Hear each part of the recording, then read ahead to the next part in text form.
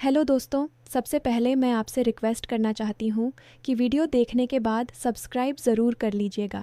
मैं इन वीडियोस को बनाने में बहुत मेहनत करती हूँ और इसी से मैं अपना खर्चा चलाती हूँ। जो भी सब्सक्राइब करेगा, मैं दुआ करती हूँ कि उसकी ज़िंदगी बहुत अच्छी, अमीर और खुशहाल हो। प्लीज़ प्लीज़ सब्सक्राइब कर लीजिएगा। यह घटना मेरे साथ उस दिन हुई जब मैं अपने गांव के पुराने घर में अपनी दादी के साथ अकेली रह गई थी।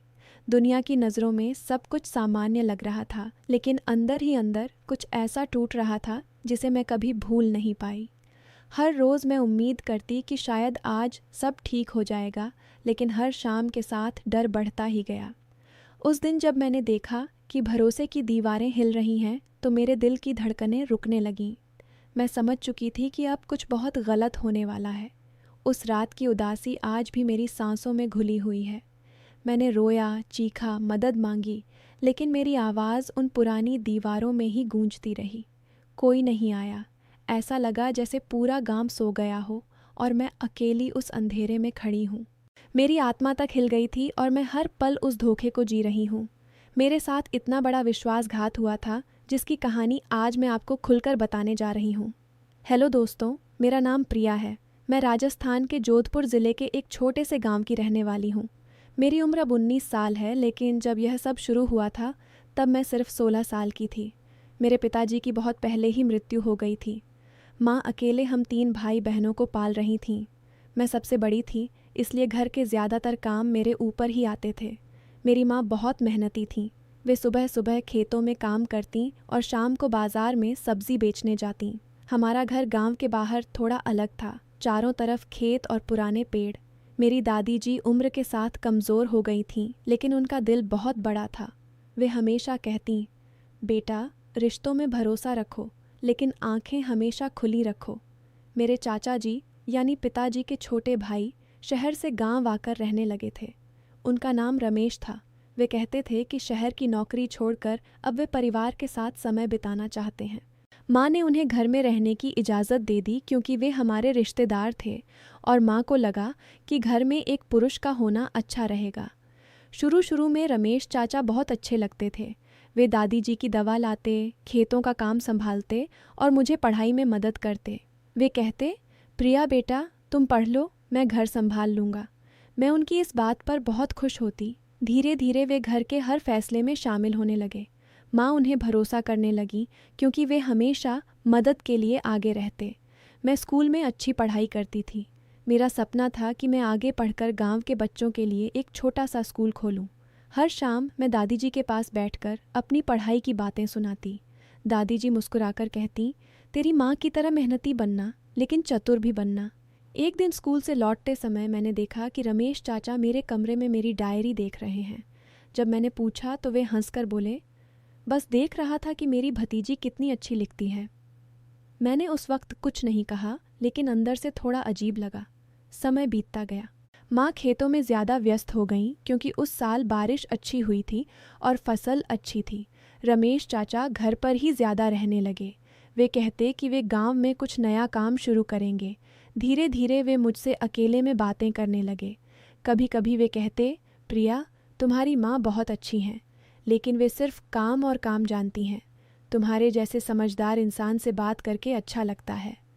मैं उनकी इन बातों को सामान्य समझती और मुस्कुराकर टाल देती। लेकिन एक दिन उन्होंने मुझे एक नई किताब दी और बोले, यह पढ़ो, तुम्हें पसंद आएगी। किताब में कुछ पन्ने मोड़े हुए थे, जहां उन्होंने अपनी लिखावट में लिखा था, परिवार में भरोसा सबसे बड़ा खजाना है। मैंने दादी जी से इस बारे में बताया। दादी जी ने कहा, बेटा, रिश्तेदारों पर भरोसा करो, लेकिन अपनी सीमाएं भी समझो। मैंने हाँ में सिर हिला दिया, लेकिन अंदर से थोड़ा असहज महसूस करने लगी। फिर एक शाम जब मैं छत पर कपड़े सुखा रही थी, रमेश चाचा ऊपर आए और बोले, प्रिया, तुम्हारे पिताजी होते तो आज तुम्हें कितना गर्व होता। मैं उनकी जगह तुम्हें हर सपना पूरा करने में मदद करूँगा। उनकी बातें अच्छी लगतीं, लेकिन उनकी नज़रें कभी कभी अजीब लगतीं।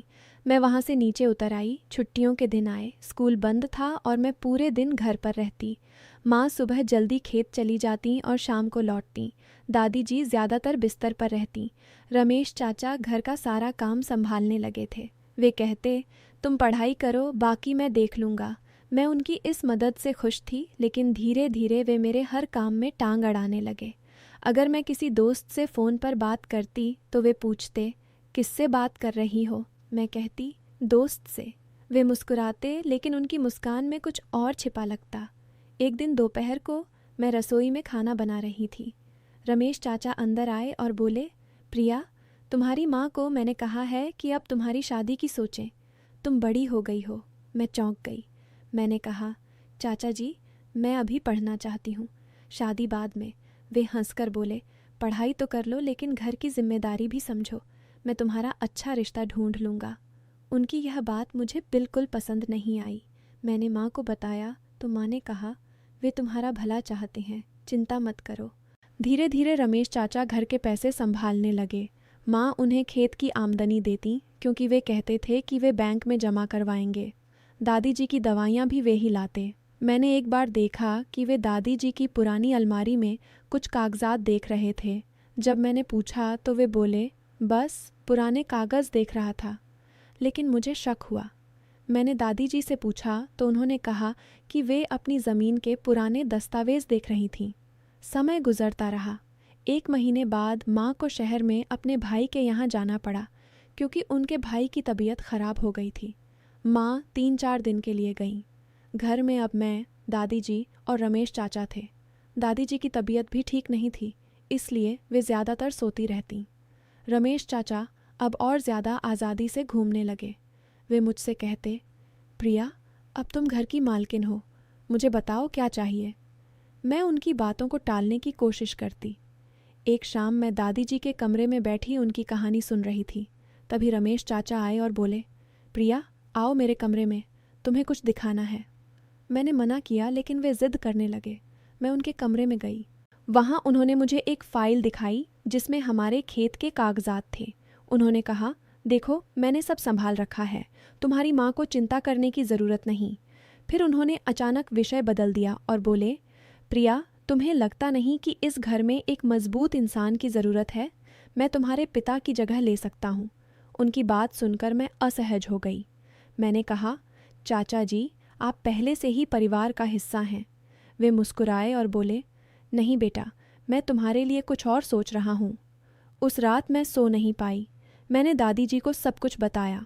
दादी जी ने कहा, बेटा, सावधान रहना, रिश्तों में लालच अंधा कर देता है। अगले दिन माँ फ़ोन पर बात की तो मैंने उन्हें सब बताया।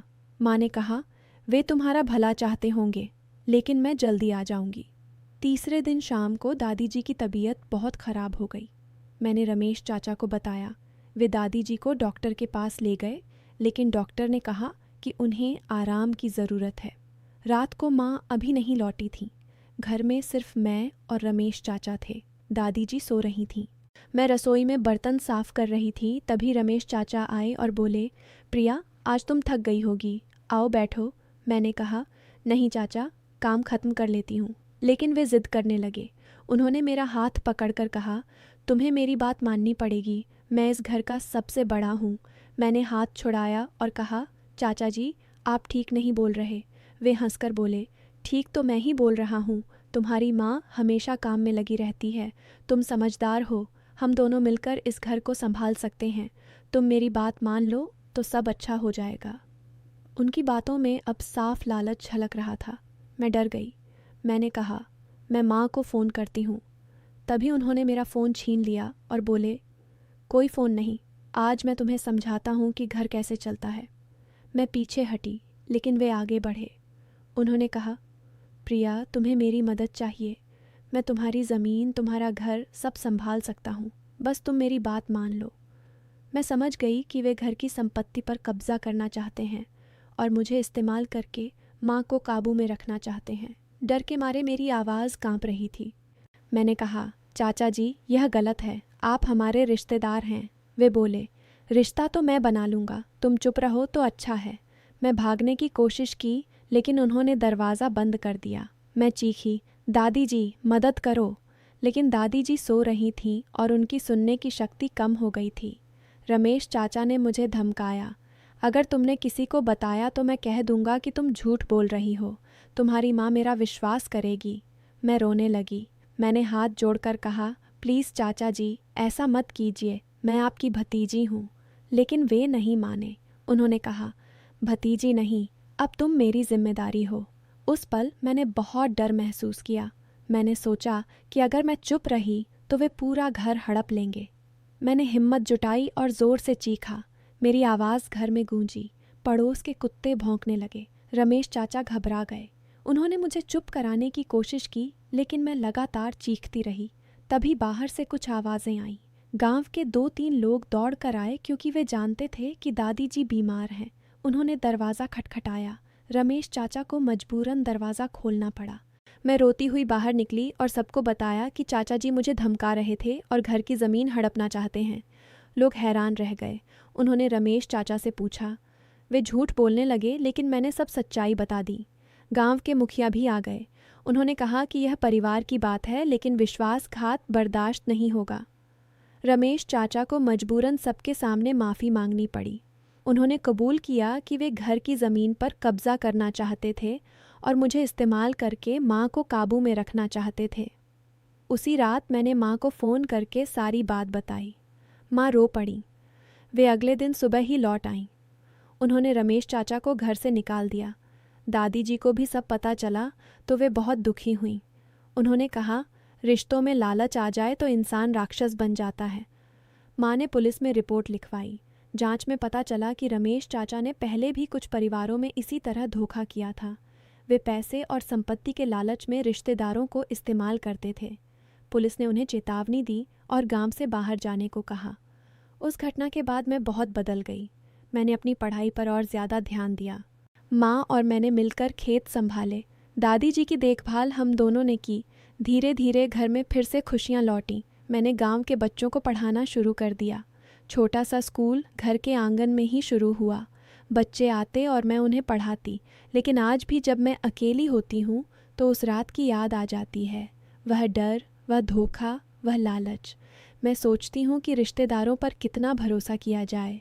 दादी जी कहती थीं, भरोसा करो लेकिन अंधा मत बनो। आज मैं समझ गई हूँ कि लालच इंसान को कितना गिरा सकता है। रमेश चाचा जैसे लोग रिश्तों को सिर्फ फ़ायदा समझते हैं। वे भूल जाते हैं कि परिवार प्यार और विश्वास से चलता है, लालच से नहीं।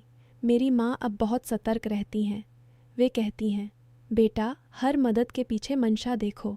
मैंने अपने भाई बहनों को भी यह सीख दी कि कभी किसी पर अंधा विश्वास मत करना। दोस्तों, यह कहानी काल्पनिक है, लेकिन इसमें छिपी सच्चाई बहुत गहरी है। अक्सर हम करीबी रिश्तेदारों पर इतना भरोसा कर लेते हैं कि उनकी गलत मंशा देख नहीं पाते। लालच किसी भी रिश्ते को खा जाता है, इसलिए हमेशा आंखें खुली रखें। परिवार में प्यार हो, सम्मान हो, लेकिन सीमाएं भी होनी चाहिए। अगर किसी की बातें आपको असहज कर रही हों तो चुप न रहें। अपनी आवाज़ उठाएं, मदद मांगें, क्योंकि चुप रहने से सिर्फ गलत लोग मजबूत होते हैं। अगर आपने कभी ऐसे विश्वासघात का सामना किया हो तो जानते होंगे कि दर्द कितना गहरा होता है, लेकिन उस दर्द से सीखकर हम मजबूत बनते हैं। मैं आज अपनी पढ़ाई जारी रखे हुए हूँ और जल्दी ही गांव में एक अच्छा स्कूल बनाऊंगी जहां बच्चे बिना डर के पढ़ सकें। मेरे प्यारे दोस्तों, अगर आपको यह कहानी पसंद आई हो तो प्लीज़ लाइक और शेयर ज़रूर कीजिएगा। कमेंट में बताइए कि आपको सबसे ज़्यादा क्या सीख मिली। क्या आपने कभी किसी रिश्तेदार के लालच का सामना किया है? अपनी कहानी शेयर कीजिए और हाँ, चैनल को सब्सक्राइब करना न भूलिएगा। बेल आइकन दबाकर ऑल नोटिफिकेशन ऑन कर लीजिए ताकि नई कहानी मिस न हो। कल मिलते हैं एक और नई सच्ची सीख भरी कहानी के साथ। तब तक अपना और अपने परिवार का ख्याल रखिएगा। धन्यवाद। शब्द संख्या लगभग 4000 शब्द।